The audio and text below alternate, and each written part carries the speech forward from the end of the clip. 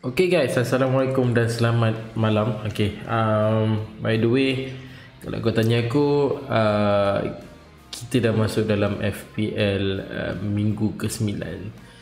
Sebelum tu aku ucapkan terima kasih pada korang dah subscribe channel aku ni. Terima kasih juga pada korang yang dah join group FP aku, iaitu Alasik League Malaysia. Aku punya YouTube ni banyak pasal Fantasy Premier League. Dan macam aku cakap tadi, kita dah masuk game week ke-9. Setelah international break minggu baru ni, kita berehat. Berehat seminggu lebih kurang. Tak ada game, ada pun game international game. By the way, kita terus bercerita pasal game week ke-8 lah sebelum tu. Untuk game week ke-8 ni, kalau kau tanya aku, setakat ni kedudukan pertama Spurs, kedudukan pertama, kedua Arsenal, ketiga Man City, keempat Liverpool dan kelima Aston Villa. Ini yang aku cerita untuk kedudukan yang paling atas lah, di mana Newcastle nombor 8, Man U dan Chelsea nombor 10 dan 11, dan tim yang berada di bawah yang pada aku masih lagi mencari kemenangan, Bournemouth dengan Sheffield United masih mencari kemenangan. Burnley ada satu game menang dan Luton pun ada satu game menang. Everton ada dua kemenangan, tapi aku rasa inilah tim yang ramai juga kalau terkena tim-tim besar main dengan Everton, mungkin kelebihan berpihak kepada tim tersebut. Untuk mula Everton. Dan ikut pada perlawanan game week ke-8, kalau kau tanya aku, ada kemenangan Spurs dengan Chelsea pun ada menang dengan Burnley 4-1. Lagi Man U menang, ada last minute punya goal dari Tomine. Agak menarik juga game tu. Perlawanan yang rasa agak seronok juga nak tengok Brighton dengan Liverpool, dua sama. West Ham dengan Newcastle pun pada aku agak seronok juga. Dan keputusan yang terakhir aku nampak kat sini agak menarik, iaitu perlawanan antara Arsenal dengan Man City. Perlawanan lain boleh katakan aku lebih fokus pada game week ke-8 tu, pertemuan antara Arsenal dengan Man City lah, dan Brighton dengan Liverpool. Agak seronok nak tengok game tu. Dari segi point boleh kata nice pada aku. Aku menggunakan wildcard dalam game week ke-8, 56 point. So itu keputusan ni. Dan perlawanan minggu ni, game ke-9 ni, boleh katakan ada beberapa game yang agak seronok nak tengok. Antaranya first adalah Chelsea dengan Arsenal yang rasa ramai juga menunggu. Boleh katakan big team lah pada aku untuk kedua-dua tim ni. Kemudian perlawanan antara Aston Villa dengan West Ham pada agak menarik juga, iaitu kedudukan yang ke-5 dan kedudukan yang ke-7 sekarang ni.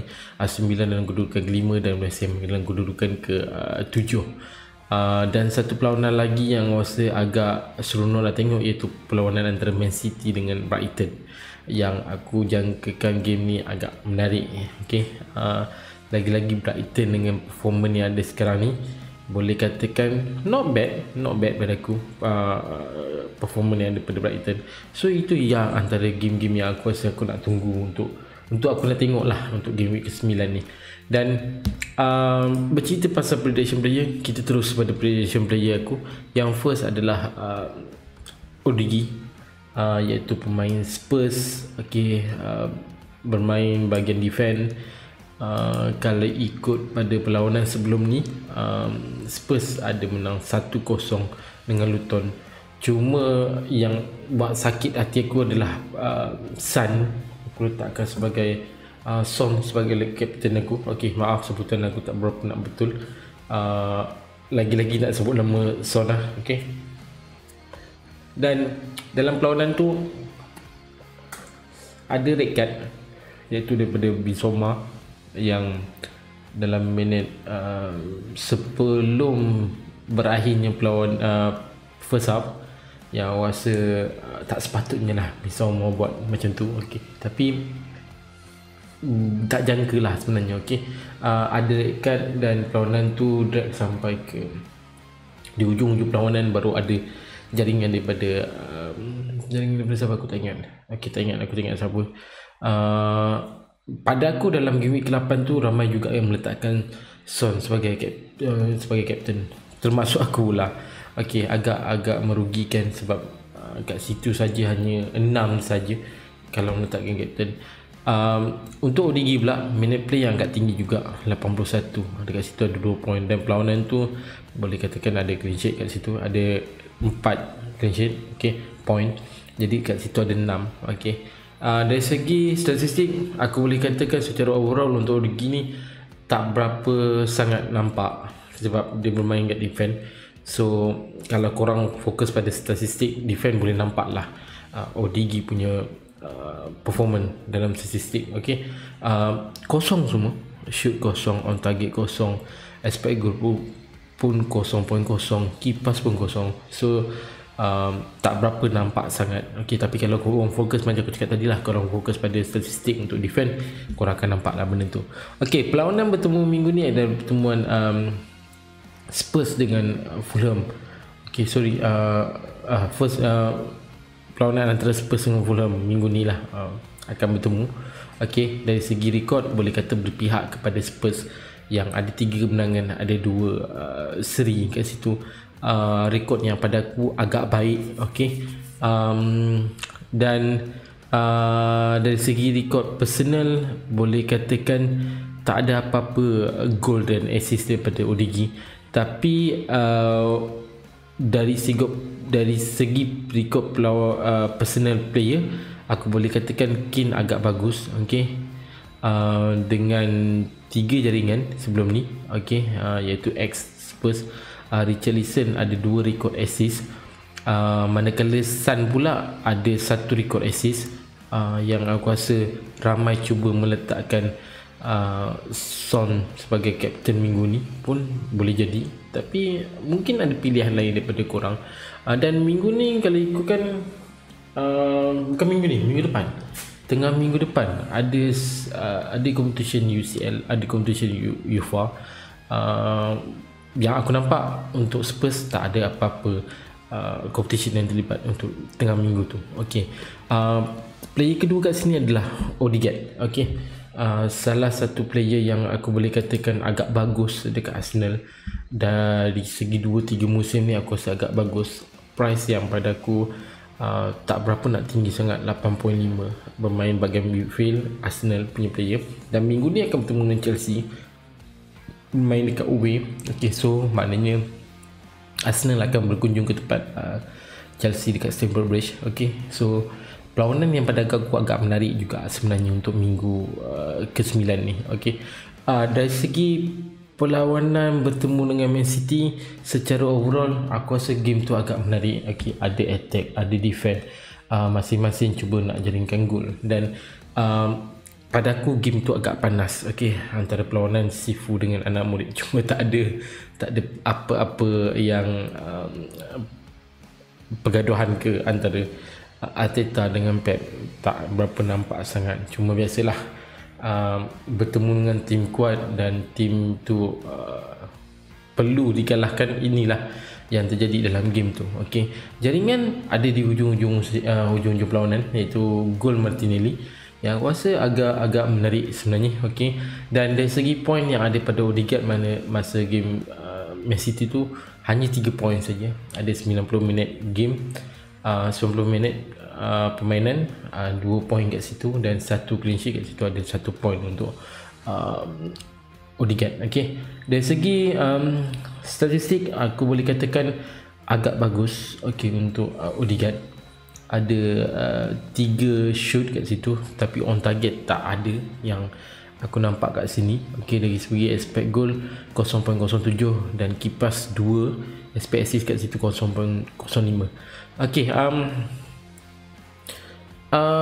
dalam pertemuan bertemu dengan Chelsea, aku boleh katakan secara overall lebih berpihak kepada Arsenal dengan 4 kemenangan, 1 kekalahan tu pun tak selaku agak tak ada lama sangat, tak selaku musim 2 musim lepas. Okay, dan aku boleh katakan Odegaard merupakan player yang agak bagus dari segi personal record. Ada 3 jaringan bertemu dengan Chelsea.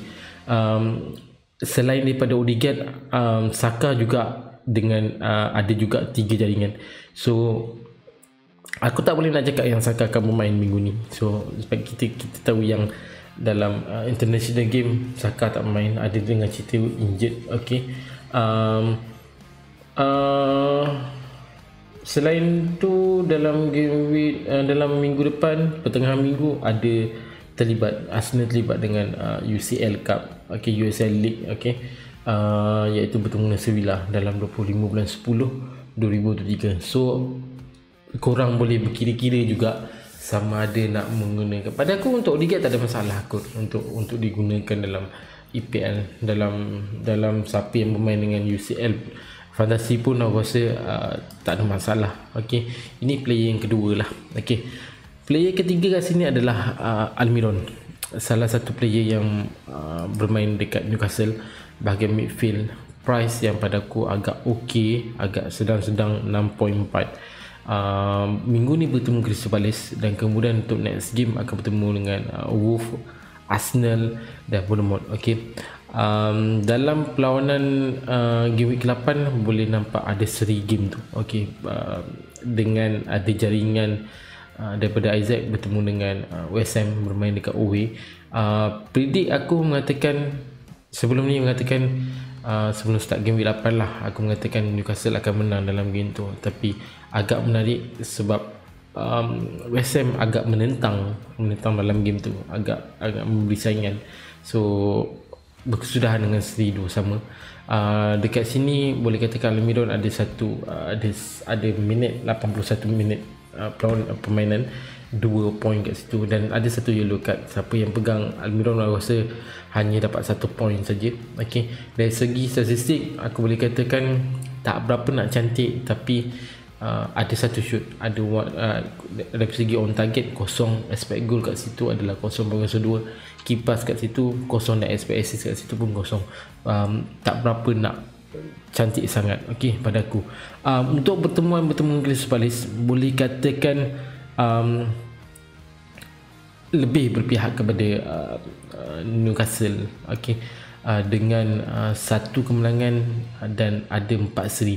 4 seri tak silap aku dalam 5 rekod pertemuan, 4 berkesudahan dengan seri. 1 saja kemenangan yang Newcastle ada tu pun tahun EPL 21-22 tak silap aku. 3 game latest berkesudahan dengan 0-0, iaitu 3 sebelum ni. Okey, sebelum perlawanan yang game ke-9 ni, 3 game sebelum ni memang perlawanan tu berkesudahan dengan seri 0-0. Jadi adakah minggu ni akan ada seri lagi? Okey, pertemuan kali ni ada pertemuan game week ke-9 ni adakah seri juga perlawanan antara Newcastle dengan Crystal Palace? Kita tunggu. Okey, rekod personal boleh katakan Almiron dan Wilson ada 1 gol.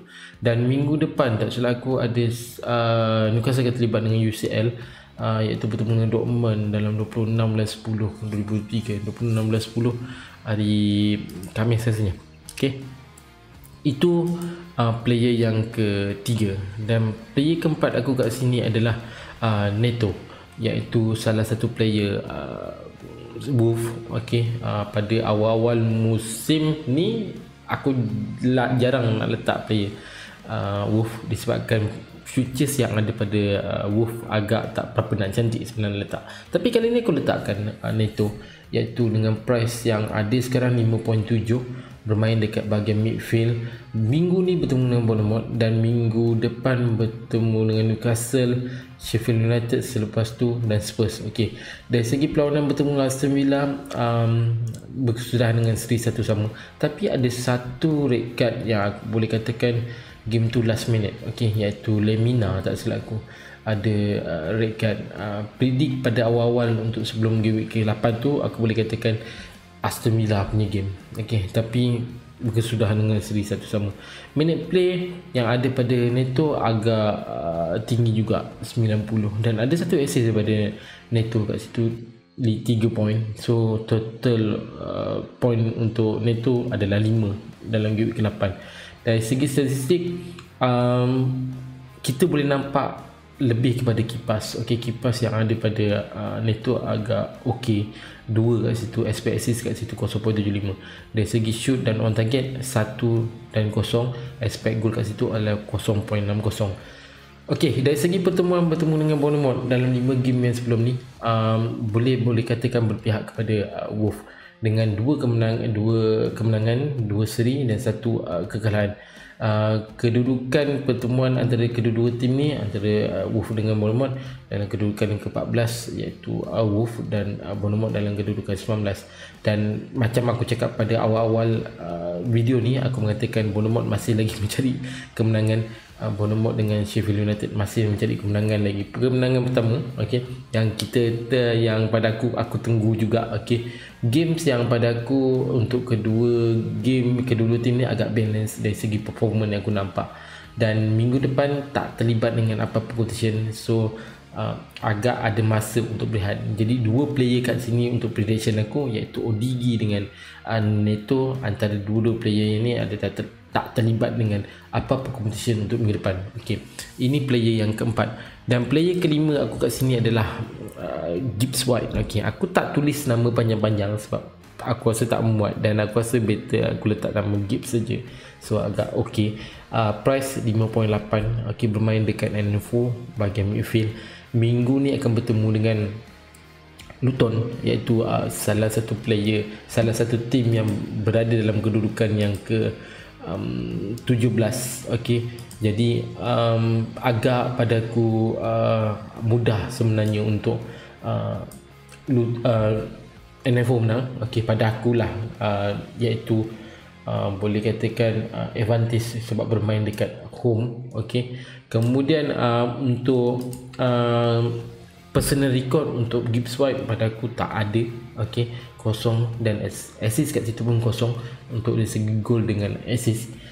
Rekod yang ada pada pertemuan antara NFO dengan Luton ni, aku lebih katakan banyak pada championship punya game, iaitu Liga Kedua England, yang boleh katakan agak berpihak kepada Luton dengan 5 pertemuan terakhir, 1 kemenangan, 2 seri dan 2 kekalahan, iaitu ada 2 kemenangan yang berpihak kepada Luton dan 1 berpihak kepada NFO.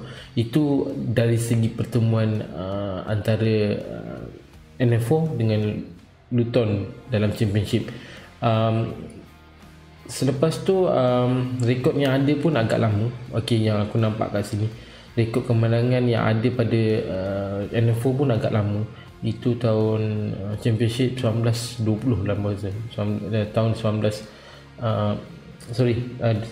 2019 dengan 2020. Rekod tu agak lama. Dan minggu depan tak ada apa-apa competition untuk NFO, tak terlibat dengan apa-apa competition, tak terlibat dengan UEFA, tak terlibat dengan UCL. So agak ada masa. Dah 3 player yang kat sini aku dah bagi nyatakan, iaitu Odigi, Neto dan Gibbs yang tak terlibat dengan apa-apa competition pertengahan minggu depan. Okey, dan player terakhir kat sini adalah mungkin ramai berfikir aku meletakkan forward. So minta maaf, aku meletakkan satu lagi midfield kat sini, iaitu Salah, dengan price yang pada aku agak tinggi 12.6, yang aku rasa ramai yang ada Salah. Aku tak sempat nak tengok berapa persen yang ada pegang Salah. Okey, bermain dekat Liverpool bahagian midfield. Okey, dari segi pertemuan boleh katakan minggu ni akan bertemu dengan Everton, yang aku predict sebenarnya agak mudah sebenarnya untuk Liverpool menang dalam game bertemu Everton, dan selepas tu akan bertemu dengan NFO dan Luton. Pada aku, siapa yang ada player Liverpool, secara pendapat aku hold, kalau boleh hold. Okey, kalau dapat pegang player yang boleh buat jaringan, ada boleh buat assist, pegang dahulu. Okey, sebab 4 game yang akan datang ni pada aku agak mudah sebenarnya untuk Liverpool menang. Dan pertemuan bertemu dengan Brighton dalam game week ke-8 pada aku agak menarik, iaitu bertemu dengan Brighton di bahagian dekat away, bermain dekat home. Brighton berkesudahan dengan seri 2 sama. Ada jaringan dahulu daripada Brighton, yang aku expect game ni akan lebih macam aku cakap lah tadi, aku lebih berpihak kepada Liverpool. Okey, Tapi game seri dua sama. Salah ada 2 jaringan dalam game tu, dan point untuk Salah dalam game week ke-8 lebih kurang 15, ada 2 gol kat situ dah 10 point, ada bonus lagi 3 point. So aku rasa agak menarik. Siapa letak sebagai kapten padu confirm 30 dah confirm dalam tangan. So macam aku dah Salah, tapi silapnya untuk aku adalah pilihan kapten aku yang tak berapa nak betul. Aku meletakkan Son, dan macam aku cakap tadi lah, ramai yang meletakkan Son disebabkan game tu sepatutnya mudah untuk Spurs menang. Dan dari segi statistik kat sini boleh katakan agak tinggi juga sebenarnya untuk Salah. Ada 5 shoot, ada on target kat situ 2 tu saja dah menyumbang kepada gol. Expect goal kat situ adalah 1.52. Kipas tak berapa nak tinggi 1, expect assist kat situ adalah 0.06. Dan minggu ni pertemuan bertemu dengan Everton boleh katakan lebih berpihak kepada Liverpool dengan 3 kemenangan, 1 seri dan 1 kekalahan. Dan rekod personal yang aku boleh nampak kat sini agak bagus sebenarnya untuk Salah, dengan 3 gol dan 1 assist. Predict macam aku cakap tadi, lebih aku mengatakan Liverpool akan menang dalam game tu. Pada aku kemenangan yang agak besar. Prediction aku mengatakan Liverpool akan menang dengan jaringan yang besar dalam 4-1 ataupun 3-1. Dalam minggu depan pertengahan minggu depan Liverpool terlibat dengan competition UEFA League. Tak silap aku 27 hari bulan 10 dia akan bertemu dengan Toulouse, iaitu sebutan aku tu tahu Toulouse, klub daripada France. So guys, itu 6 player yang aku dah sebut. First tadi aku sebutkan Odigi, kedua adalah Odegaard, ketiga adalah Almiron, keempat kat sini adalah yang aku sebut sebelum ni untuk prediction aku adalah Neto, kemudian Gibbs dan Salah. Siapa pilihan kapten anda untuk minggu ni? So guys, terima kasih pada korang dah tengok video aku ni. So aku harap dapat membantu korang dalam memilih player dalam game week ke-9 ni. Siapa dari segi pendapat aku, sesiapa yang ada masa lagi wildcard, kalau boleh dalam masa game week yang ada yang paling dekat ni, pada aku game week yang ke-10 agak sesuai sebenarnya untuk menggunakan wildcard. So terima kasih pada korang sekali lagi. Aku ucapkan terima kasih sebab subscribe channel aku ni, terima kasih juga sebab tonton video aku ni, terima kasih juga pasal banyak support aku. So kita jumpa dalam next video, next live. Assalamualaikum. Aku Amy, bye.